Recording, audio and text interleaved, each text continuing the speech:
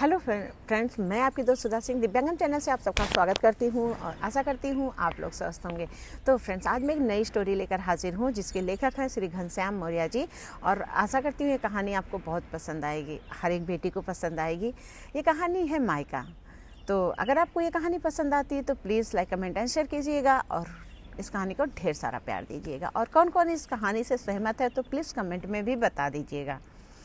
तो मैं कहानी शुरू करती हूँ कि मेरी शादी हो गई, मैं ससुराल गई। ससुराल में करीब 3 महीने रही क्योंकि मायके आने का शादी के बाद मुहूर्त ही नहीं बन रहा था, जिसके कारण मैं अपनी माँ से पहली बार 3 महीने दूर रही। मुझे रह रहकर अपनी माँ की बहुत याद आ रही थी। यही सोच रही थी काश जल्दी मायके जाने का मुहूर्त बने और मैं अपनी माँ से मिलने जाऊँ और उन्हें गले लगाकर अपने दिल को हल्का करूँ और नई नई ससुराल की सारी कहानी कहूँ। मुझे कैसा परिवार मिला है, हस्बैंड कैसे मिले हैं, उनका व्यवहार कैसा है, उनकी पसंद नापसंद कैसी है, सारी बातें मैं अपनी माँ से दिल खोल कर बताना चाहती थी। इसलिए मैं चाहती थी मैं जल्दी से मायके जाऊँ। आखिर लंबे इंतज़ार के बाद वो दिन भी आ गया जब मेरे पापा मेरी छोटी बहन और भाई के साथ मुझे लेने ससुराल पहुँचे।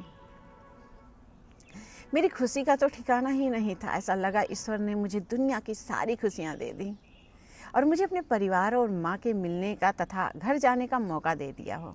मेरे पति मुझसे मजाक करते हुए बोले, ऐसा लग रहा है कि आज हमारी मैडम का पैर ज़मीन पर ही नहीं टिका है, इनकी खुशी का तो ठिकाना ही नहीं है। मेरी सास भी मजाक करते हुए बोली, देखना तुम्हें वो घर पराया सा लगने लगेगा और तुम्हें अपने भी पराये लगने लगेंगे।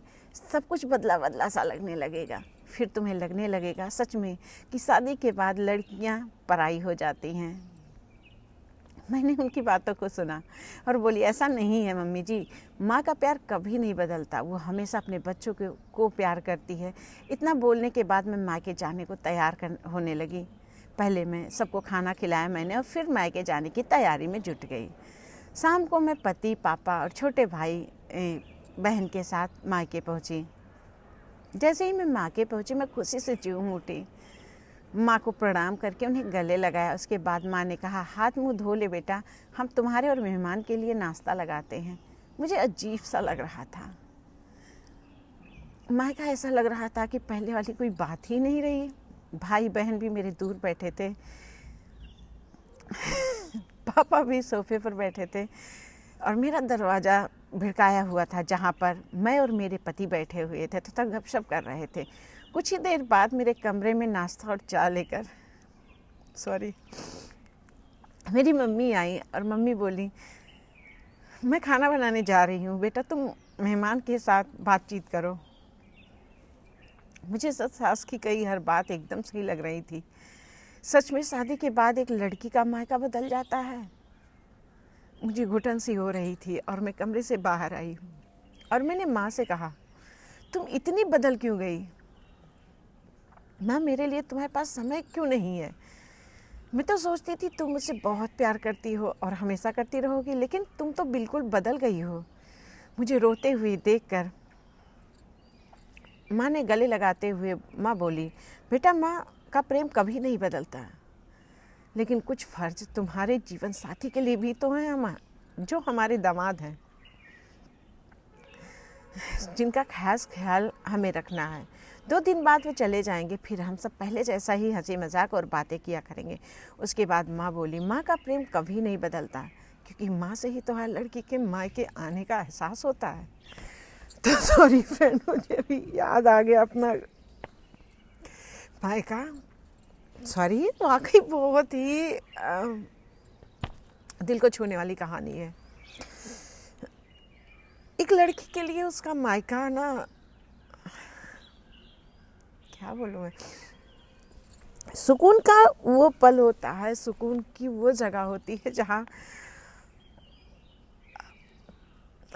वो लड़की बड़े मतलब फ्री होकर रहती है।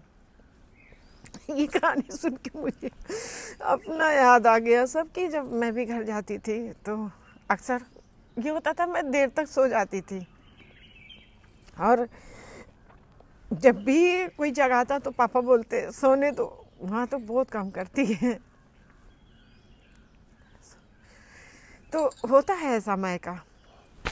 और एक लड़की जितना फ्री होकर मायके में रहती है ना, उतना क्योंकि ससुराल में तो जिम्मेदारियाँ उसे निभाना ही है। ससुराल ऐसी जगह है जहाँ पर वो जिम्मेदारी निभाएगी, लेकिन मायका ऐसी जगह है जहाँ पर वो जिम्मेदारी से मुक्त रहती है। और अक्सर ये होता है कि आप मायके में फ्री रहते हो, मन हुआ काम किया, मन हुआ नहीं किया, क्योंकि वहाँ पर मम्मी होते हैं, पापा होते हैं, भाई बहन होते हैं, तो वहाँ आपको सोचने की ज़रूरत नहीं पड़ती है। क्योंकि ऐसे ही मेरे साथ होता था। जब भी मैं मायके जाती थी, वहाँ पर मेरी बहनें थीं, अम्मा थी, पापा थे, तो मैं कभी भी अपने मायके में कोई काम नहीं मैंने किया क्योंकि मेरी बहनें थी तो मुझे कुछ करने ही नहीं देती थी। एकदम बिल्कुल फ्री आज़ाद में रहती थी। मन हुआ जब मन हुआ खाया, जब मन हुआ कुछ भी मांगना था तो बहनें लेकर आके देती थी। अब तो सबकी शादी हो गई है, तो ऐसा था। और जब क्या बोलूँ, मायके के नाम पर मुझे आंसू आ जाते हैं, तो सॉरी, मैं इसमें ज़्यादा नहीं कुछ बोल पाऊँगी। पर हाँ, अगर ये कहानी पसंद आती है तो प्लीज़ लाइक, कमेंट और शेयर कीजिएगा। इस कहानी को ढेर सारा प्यार दीजिएगा। सॉरी।